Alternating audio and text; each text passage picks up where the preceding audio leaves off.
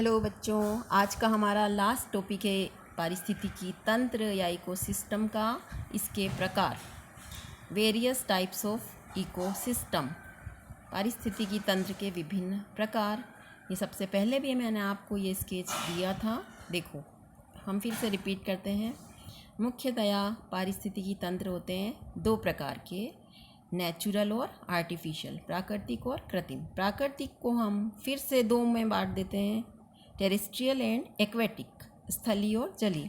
अब स्थलीय में कितने प्रकार हैं? जितने तरह के स्थल हैं, जितने तरह की ये हमारे जो टेरेस्ट्रियल प्लेसेस हैं उतने ही तरह के हमारे हैं। सबसे ज़्यादा यही दिख रहे हैं, देखो पहला है टुंड्रा इकोसिस्टम, फिर त्यागा, फिर सवाना, एल्पाइन फॉरेस्ट, पर्णपाती नम और शुष्क उष्णकटिबंधीय वन, जिसका इंग्लिश भी साथ में है, इंग्लिश मीडियम वाले बच्चे देख सकते हैं।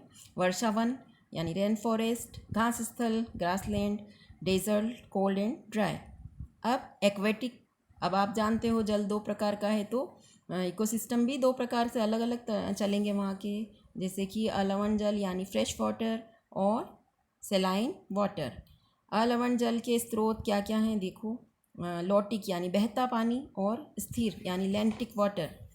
जो बहता पानी है वो नदी, नाला और झरना है।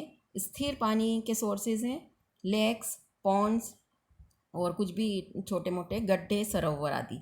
तो इन सभी में विभिन्न प्रकार के, अलग अलग प्रकार के इकोसिस्टम या फूड चेन्स चल रही होती हैं। फिर है ये सेलाइन, इसके देखो प्रकार हैं 5, estuarine, mangrove, coastal, marine and saline, इनकी हिंदी साथ में लिखी है। फिर लास्ट में है, ये तो सब प्राकृतिक है, नेचुरल। अब है कृत्रिम इकोसिस्टम, आर्टिफिशियल इकोसिस्टम। उसमें कोई भी गार्डन होता है ना, उद्यान वाटिका, फिर जो खेत खलियान हैं जहाँ कल्टीवेशन किया जा रहा है, फिर सामाजिक वन यानी सोशल फॉरेस्ट, फिश एक्वेरियम वगैरह आपने देखा है, तो ये सब किस में आते हैं? आर्टिफिशियल इकोसिस्टम चल रहा होता वहाँ पे। अंतरिक्षयान वगैरह, लघु तंत्र पाते संवर्धन यानी माइक्रो इकोसिस्टम, जहाँ पे इन विट्रो कल्चर किया जाता है।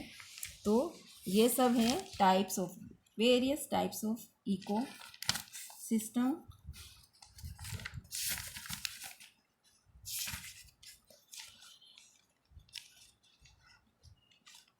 आपको समझ में आ गया होगा। अब स्थिर जल आवास, सबसे पहले हम एक्वेटिक का देख लेते हैं। दो हमने बताया था, लैंटिक और लोटिक। तो तालाब, झील वगैरह होते हैं जहाँ पे पानी एक ही जगह पे इकट्ठा होता है या गति होती है अगर, तो बहुत स्लो इधर से उधर हवा से हिल रहा होता है। तो वहाँ का पारिस्थितिकी तंत्र अलग तरह का होगा, वहाँ की जो प्रोड्यूसर हैं वो अलग टाइप के होंगे, उन पे जो डिपेंड हैं जंतु वो भी अलग तरह के होते हैं। फिशेज़ वगैरह जो भी हुए हैं उससे मिल के बना होता है झील वगैरह का पारिस्थितिकी तंत्र। फिर बहते पानी जो रिवर है वहाँ पे अलग तरह के होते हैं पारिस्थितिकी तंत्र। इसी तरह समुद्री पारिस्थितिकी तंत्र है यानी मैराइन वाटर का, तो वहाँ के जैविक घटक अलग अलग होंगे, उत्पादक अलग होंगे, उपभोक्ता अलग होंगे, प्राथमिक, द्वितीयक, तृतीयक सभी होते हैं वहाँ पर। समुद्री जो उत्पादक हैं वो क्या होंगे? डाइटम्स यानी फाइटोप्लैंक्टन्स, डाइनोफ्लैजिलेट्स आदि, खरपतवार वहाँ मिलने वाली, या समुद्री एल्गी यानी मैराइन एल्गी। इन पे जो डिपेंड होते हैं उपभोक्ता यानी कंज्यूमर, प्राथमिक उपभोक्ता या प्राइमरी कंज्यूमर यानी फर्स्ट ऑर्डर ऑफ कंज्यूमर जो होते हैं, वो छोटी मछलियाँ हो सकती है या मोलस्का समूह के एनिमल्स या क्रस्टेशियंस हो सकते हैं। सेकेंडरी कंज्यूमर यानी द्वितीयक उपभोक्ता, बड़ी मछलियाँ या मैकेरल हो सकती हैं जो छोटी मछलियों का भक्षण करती हैं, उन पे फीड करती हैं। तृतीयक उपभोक्ता बड़ी मछलियाँ होती हैं जैसे शार्क, कॉड वगैरह जो टॉप कार्निवोर कहलाते हैं। और इसी में माइक्रो कंज्यूमर या डीकम्पोजर्स होते हैं जो मृत प्लांट्स यानी डेड, डिकेइंग उस पर अपना भोजन उससे प्राप्त करते हैं, वो होते हैं बैक्टीरिया एंड फंजाई, जीवाणु और कवक। तो ये आपका समुद्री देखा आपने समुद्री फूड चेन या इकोसिस्टम कितना डिफरेंट था। इसी तरह स्थलीय जो है उसमें घास ग्रासलैंड इकोसिस्टम होता है, फॉरेस्ट इकोसिस्टम होता है, डेजर्ट इकोसिस्टम होता है। ये सब स्थल पर चल रहे होते हैं। अब आपको बहुत अच्छे से समझ गए होंगे कि घास स्थल पर क्या क्या हो सकता है। सबसे पहले प्रोड्यूसर क्या होगी, घास।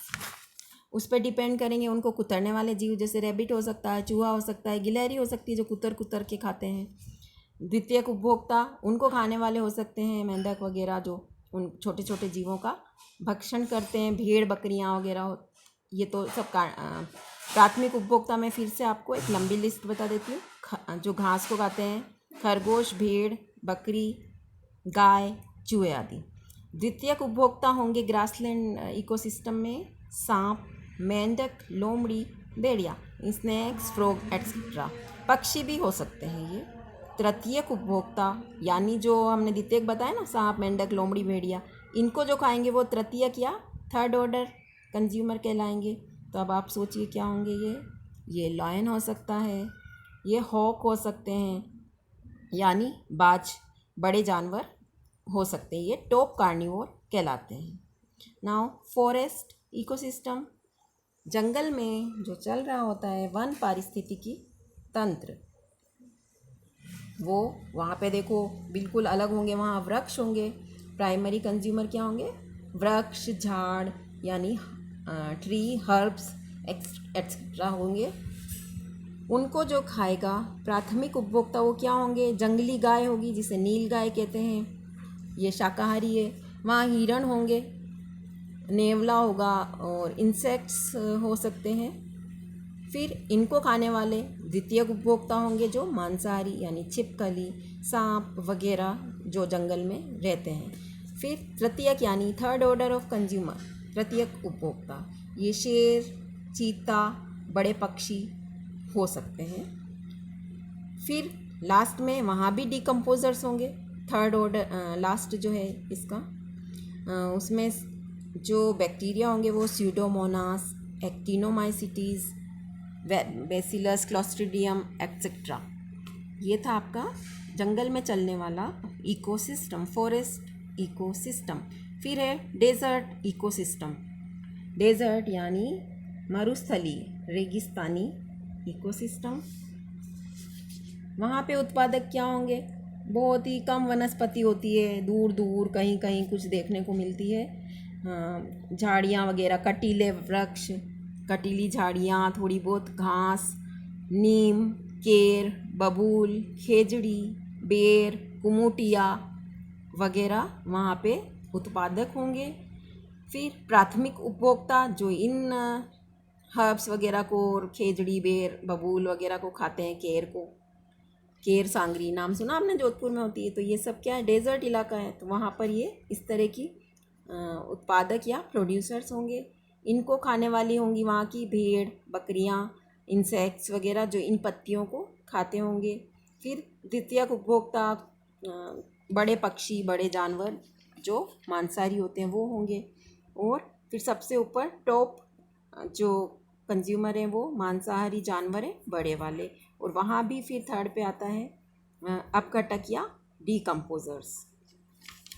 तो वो हमेशा बैक्टीरिया और फंजाई ही होती है जो इसका रूप बदल देती है, डीकेइंग पदार्थों का या मृत जीव जंतुओं के शरीर का भक्षण करती हैं और मृतोपपोषी भोजन करती हैं। वो डेड एनिमल्स पर फेड करती हैं और उसको कन्वर्ट कर देती हैं, तो उन्हें इसीलिए डीकम्पोजर्स या अपघटक कहते हैं। फिर थार डेजर्ट, वहाँ पे भी एक चल रहा होता है। तो ये थे हमारे विभिन्न प्रकार के इकोसिस्टम जो अलग अलग जगह में चल रहे होते हैं। अब इस पे भी आपको असाइनमेंट मिलेगा जो आपको करके रखना होगा आज की डेट में। ओके, चल बढ़िया वाले।